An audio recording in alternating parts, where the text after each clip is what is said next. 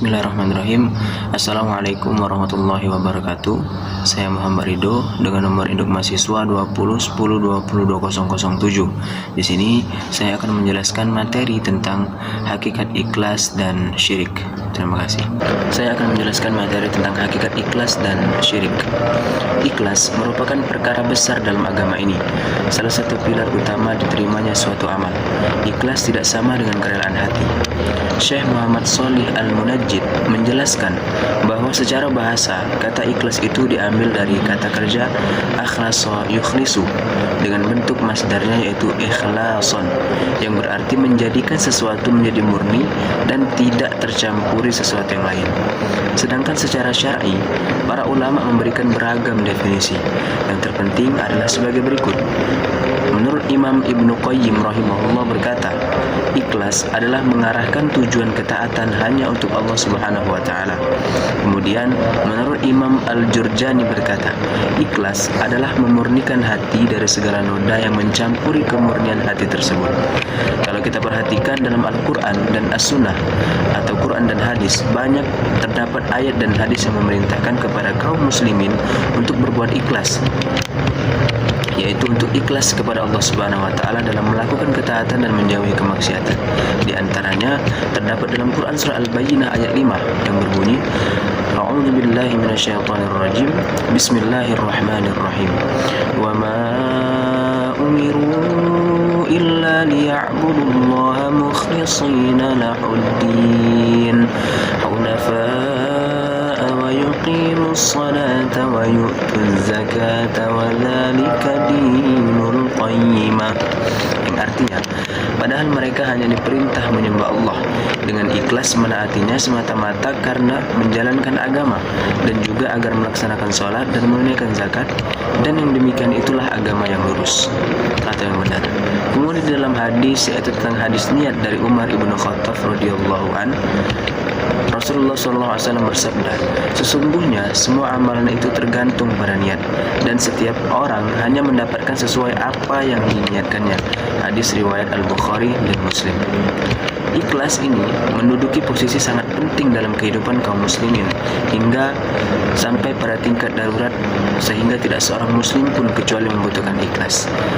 Adapun sejumlah hal yang menunjukkan urgensi atau apa yang kita dapat dari ikhlas bagi setiap muslim sebagaimana diterangkan oleh Dr. Muhammad As-Sayyidi Dawud. Beliau mengatakan bahwasannya, yang pertama, ikhlas adalah senjata yang sesuai bagi seorang muslim dalam mengarungi pertempuran dalam kehidupan ini. Kemudian yang kedua, ikhlas merupakan jalan selamat dari riya dan syirik serta siksaan yang diakibatkan oleh kedua hal tersebut pada hari kiamat. Yang ketiga, ikhlas merupakan salah satu syarat diterimanya ibadah. Ikhlas juga memiliki faedah yang banyak dan buah yang melimpah ketika keikhlasan terwujud dalam hati seseorang mukmin yang soleh. Syekh Muhammad Shalih merinci buah-buah ikhlas dalam satu buku kecil, Al-Ikhlas. Namun tidak seluruhnya bisa disampaikan. Di antaranya adalah buah dari keikhlasan itu. Yang pertama, diterima amalannya.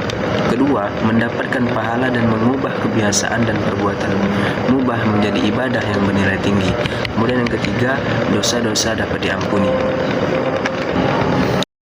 Nah, kemudian materi yang kedua yaitu tentang syirik. Secara bahasa, syirik berasal dari bahasa Arab yaitu asyirku. Ada kemusyrikan, kemudian sekutu, bagian, dan persekutuan.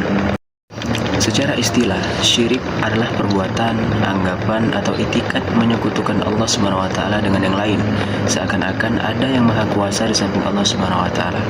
Orang yang menyekutukan Allah disebut musyrik. Syirik merupakan dosa besar yang tidak terampuni, sebagaimana dalam hadis Nabi SAW, beliau bersabda, Bismillahirrahmanirrahim, ijtanibus sab'al mubiqati, qalu ya Rasulullah, qala asyirku billah wasihru wa qatlun nafsi allati harramallahu illa bilhaqq wa aklu riba wa aklu malil yatima wa tawalli yawmal zahfi wa qadhful muhsanatil mu'minatil ghafilati, yang artinya jauhilah 7 dosa yang membinasakan. Kemudian para sahabat bertanya, wahai Rasul, apakah itu? Beliau menjawab, yang pertama syirik kepada Allah, kemudian sihir, kemudian membunuh jiwa yang Allah haramkan kecuali dengan hak, kemudian memakan riba, memakan harta anak yatim, berpaling dari perang yang berkecamuk, menuduh zina terhadap wanita-wanita yang menjaga kehormatan, seperti difirmankan oleh Allah Subhanahu wa taala dalam Quran surah An-Nisa ayat 48 yang berbunyi, A'udzubillahi minasyaitonirrajim. Bismillahirrahmanirrahim.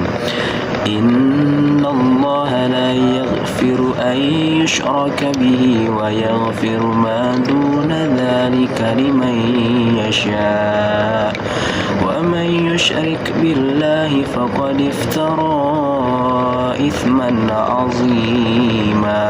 Surahul Azim, yang artinya sesungguhnya Allah tidak akan mengampuni dosa syirik, dan Dia mengampuni segala dosa yang selain dari syirik itu bagi siapa yang dihendakinya. Barang siapa yang mempersekutukan Allah, maka sungguh ia telah berbuat dosa yang besar. Quran surah An-Nisa ayat 48. Adapun selanjutnya yaitu macam-macam syirik.